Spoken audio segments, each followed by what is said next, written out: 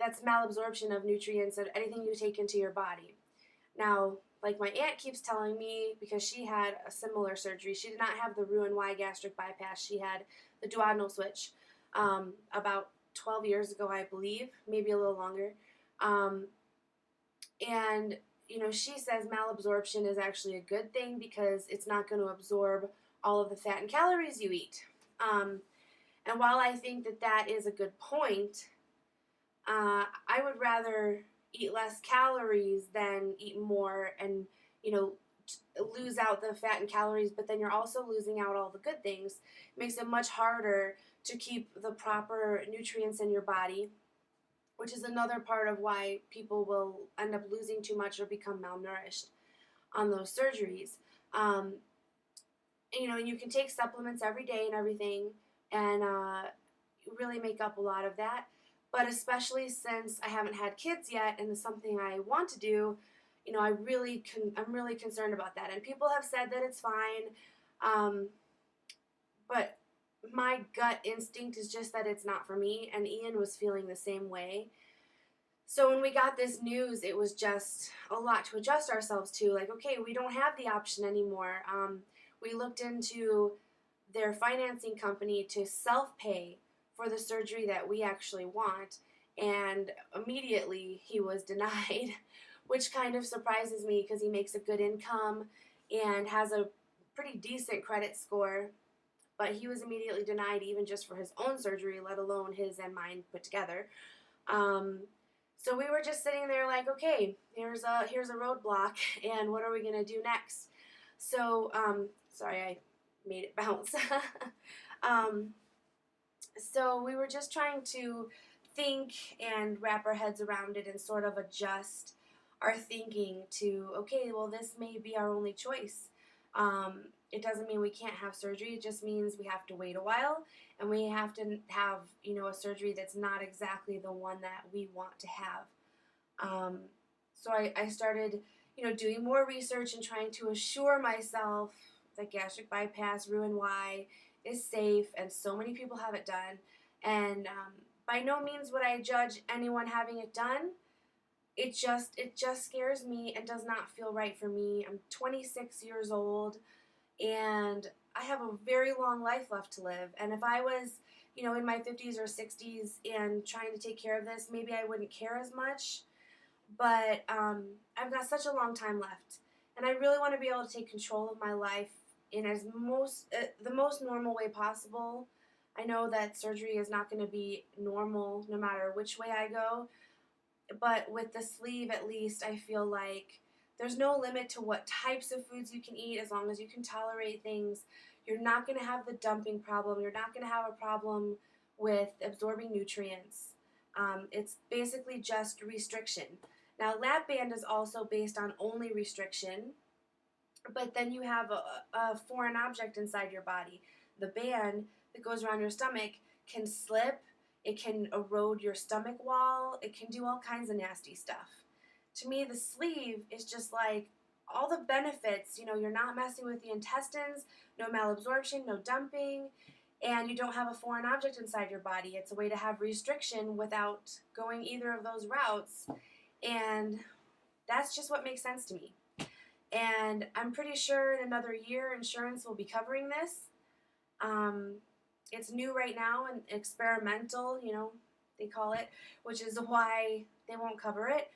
But to me, everything I've researched on it, it's a happy medium, makes perfect sense, and I think because of that, it's going to become a lot more popular in the next few years. I would guess in 5 years, people are going to know more about that than they know about gastric bypass now. So that's kind of where I'm at, and it was just really, really hard to accept this whole gastric bypass thing. But basically, long story a little shorter, we are getting some financial help from my dad, who is able to take out a home equity loan for very, very cheap, very, very cheap interest, and we are going to be able to finance our own surgeries that way. He should even be able to pay a lot of it back with his own investments and stuff. And we're hoping, of course, to make payments too. So this has been a huge process, and I don't want to go into it too much because it is a little bit more personal. But basically, we're being given a gift, and as hard as it is to accept something like that sometimes, my therapist said something important to me when I said it's just really hard to take something like that from someone. And she said, "You're not taking it, he's giving it to you, and you are graciously and thankfully accepting it." And, you know, she's like, "You're not taking it, you're not asking for it, you're not begging for it, you're not guilting him into it. He's offering and wants to help you make this change in your life, and that you need to just, you know, sit back and think about that and accept that." So it was a big struggle there for a while, with my dad basically doing his best to convince Ian and myself that it was okay to accept this gift. So that's what we're doing.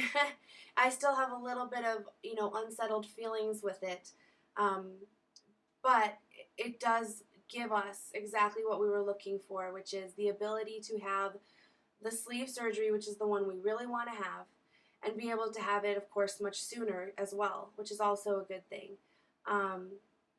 And you just can't say no to something like that. You know, the stars align, or it's fate, or whatever you want to call it. But when something is made possible for you, you just need to accept it. So that's what we're doing. So that's about it right now. Of course, I'm still waiting for my consultation on the 12th of May, which feels like forever away right now, only because, you know, it's not that I'm in such a rush to actually have the surgery, but I'm just in a rush to have some answers. And I'm going to get a lot more answers when we have that consultation to all the questions I have. And I'll definitely do a video when it gets closer, talking about what my questions are and what issues I want answers for, and then I'll come back and answer them, just because that's information I would want other people to have too. So I'll make sure I do that.